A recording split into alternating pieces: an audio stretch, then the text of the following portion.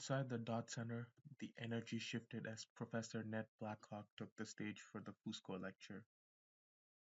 Utilizing a 1775 population map, Blackhawk challenged the traditional narrative of the 13 colonies, revealing a continent defined by an indigenous power long before the revolution.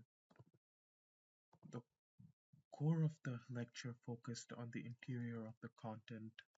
Blackhawk argues that you cannot tell the story of early America while ignoring native territories. These nations weren't just in the way of expansion, they were central to every political move the colonists made.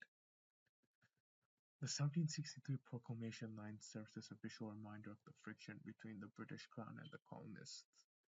These weren't just dusty lines on a map, they were the geographical boundaries that dictated who could move where, eventually fueling the fire of war.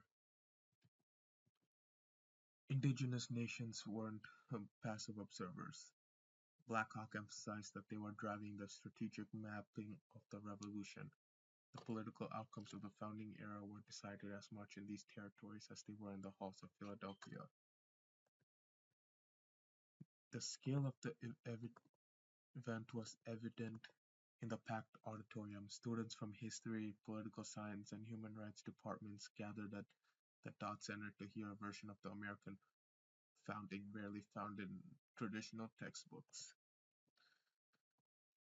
The audience remained locked in even as the discussion turned to complex legal jargon and territorial history. The visual map acted as the indigenous origins mentioned in the lecture's title, making abstract treaties visible and tangible.